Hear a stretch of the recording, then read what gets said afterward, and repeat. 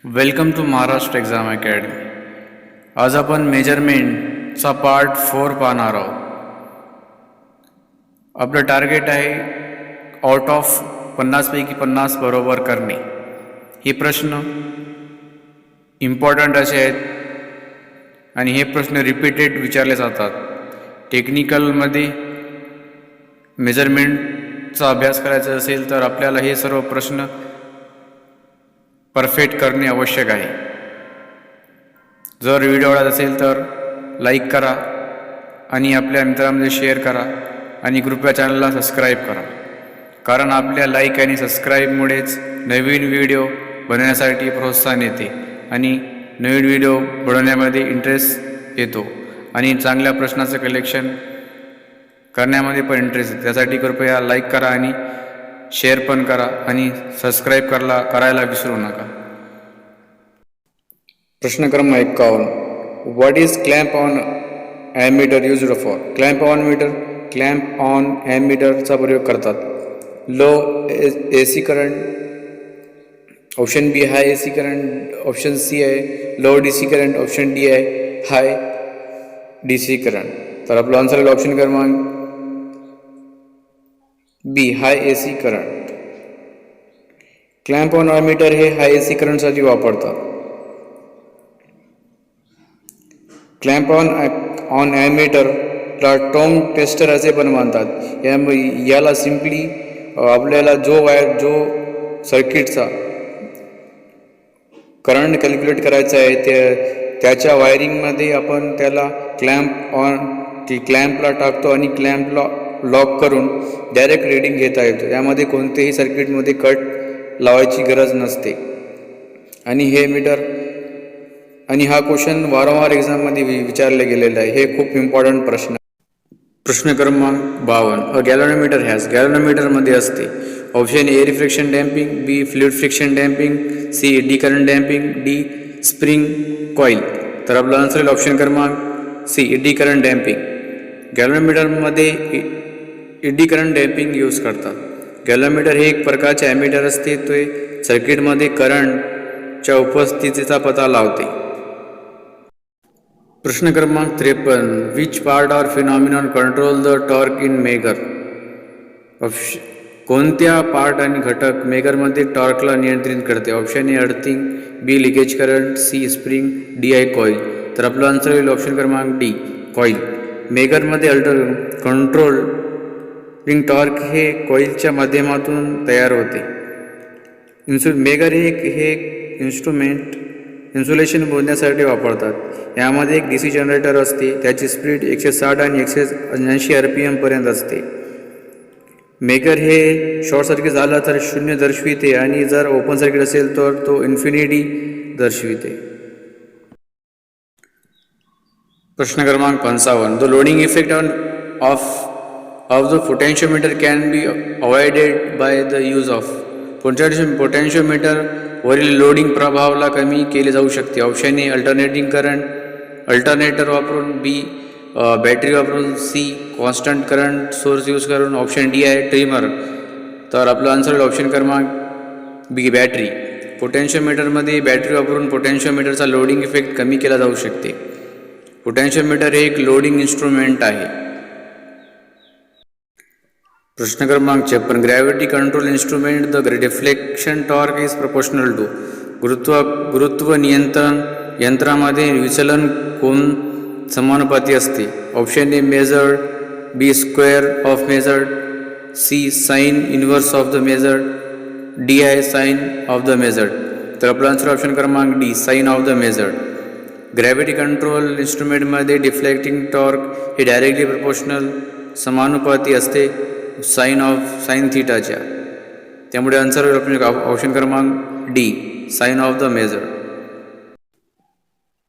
प्रश्न क्रमांक 58. Maxwell bridge is used to measure? Maxwell bridge काय मोजते? Option A inductance, B capacitance, C frequency, option D आहे none of the above. वरीलपैकी नाही. तर आपला आन्सर होईल ऑप्शन क्रमांक ए इंडक्टन्स. मॅक्सवेल ब्रिज हे इंडक्टन्स मोजण्यासाठी यूज करतात. मॅक्सवेल ब्रिजमध्ये नॉन इंडक्टन्स ला अननोन इंडक्टन्स सोबत कम्पेअर करून कॅल्क्युलेट करतात.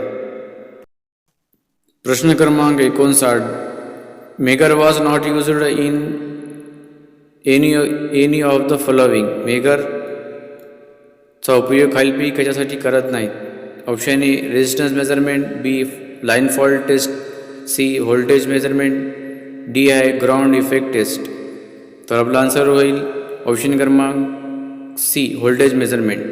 मेगरचा उपयोग हे resistance measurement, line fault measurement आणि ग्राउंड डिफेक्ट टेस्टसाठी यूज करतात, परंतु याचा उपयोग याचा उपयोग व्होल्टेज मेजरमेंटसाठी उपयोग करत नाही. प्रश्न क्रमांक 60. Which of the following provide deflecting torque for voltmeter only. खालीलपैकी कोणता विचलन बल केवळ व्होल्टमीटरमध्ये वापरतात. Option A electromagnetic effect, B electrodynamic effect, C magnetic effect, D electrostatic effect. तर आपलं आन्सर ऑप्शन क्रमांक डी इलेक्ट्रोस्टॅटिक इफेक्ट. व्होल्टमीटरसाठी डिफ्लेक्टिंग टॉर्क म्हणून इलेक्ट्रोस्टॅटिक इफेक्टचा वापर करतात. हे इफेक्टच्या साहाय्याने AC आणि DC दोन्ही सर्किटचा उच्च व्होल्टेज मोजता येतो. यामध्ये फ्रिक्वेन्सी पण मोजता येते. फ्रिक्वेन्सी आणि वेव्हशेपचा यावर काही परिणाम होत नाही आणि इलेक्ट्रोस्टॅटिक यूज केल्याने याची रेटिंग 1000 किलोवॅटपर्यंत असते. प्रश्न क्रमांक 61. The main part of the CRO. CROचा मुख्य भाग आहे. Option A horizontal plate, B screen, C CRT, option D आहे व्हर्टिकल प्लेट. तर आपला आन्सर होईल ऑप्शन क्रमांक C CRT. Cathode ray tube हे CROचे मुख्य भाग आहे. हे ग्लाससारखी पोकळी नळी असते, व्हॅक्यूम ट्यूब असते. CROचे आणखी मुख्य भाग इलेक्ट्रिक गन, इलेक्ट्रिक प्लेट आणि फ्लोरोसंट स्क्रीन हे पण CROचे मुख्य पार्ट आहेत. प्रश्न क्रमांक 62. Wien bridge is used to measure. Wien ब्रिजचा उपयोग मोजण्यासाठी करतात. Option A power, B phase angle, C frequency, D energy.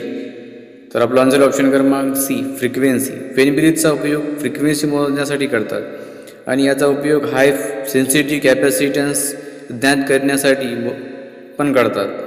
Wien ब्रिजचा उपयोग ऑडिओ रेंज 20 हर्ट्ज ते 20 किलोहर्ट्जपर्यंत फ्रिक्वेन्सी मोजण्यासाठी करतात आणि याचा उपयोग नॉच, फिल्टर आणि फ्रिक्वेन्सी ऑसिलेटर किंवा हार्मोनिक डिस्टॉर्शनच्या अनालायसिससाठी पण करतात.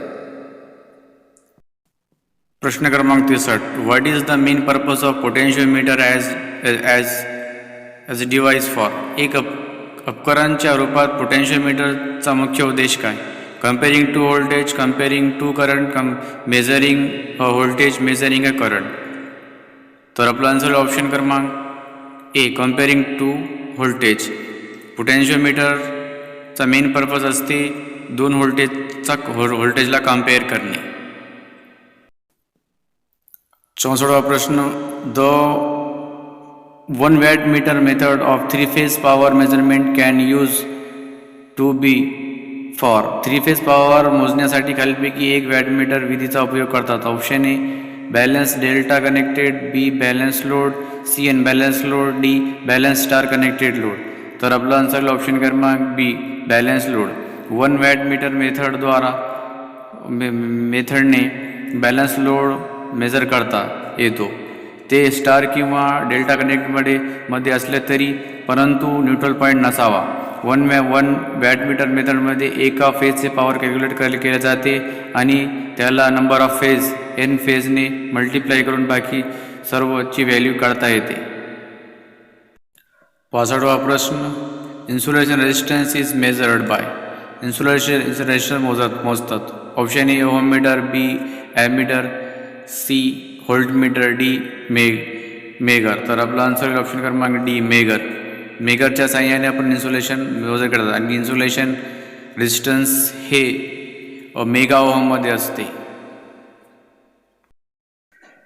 प्रश्न क्रमांक 66. The moving coil in a dynamometer wattmeter is connected. Dynamometer वॅटमीटरमध्ये चलकुंडलीला जोडलेली असते. Option A in series with the fixed coil, B across the supply, C in series with the load, D any of the above. तर आपलं answer होईल option क्रमांक B, across the supply.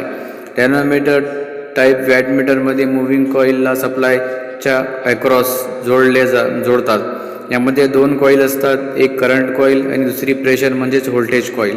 Current coil 2 भागामध्ये विभागलेली असते आणि याच्या ताराची जाडी थिक म्हणजे जास्त असते आणि प्रेशर कॉईल म्हणजेच व्होल्टेज कॉईल हे थिन असते आणि याचे number.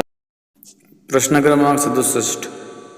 Hall effect can be measured for measurement of. Hall इफेक्टचा उपयोग केला जातो power, option B current, C displacement, D all of the above. तर आपलं आन्सर होईल ऑप्शन क्रमांक D all of the above. Hall effect ट्रान्झिस्टरचा उपयोग हे शक्ती म्हणजेच पॉवर, करंट आणि डिस्प्लेसमेंटसाठी करतात. Hall effect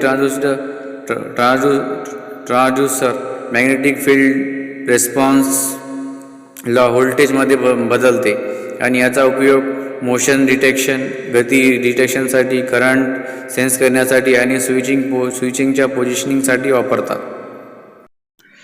what is the most simplest electrical indicating instrument used on a control panel. नियंत्रण पॅनलमध्ये प्रयोग केला जाणारा सर्वात सरळ विद्युत सूचक उपकरण कोणता? Option A DC voltmeter, B AC ammeter, C synchroscope, D light bulb. तर आपलं आन्सर होईल ऑप्शन क्रमांक D light bulb. Light bulb हे उपकरण कंट्रोल पॅनलमध्ये इंडिकेशनसाठी यूज करतात.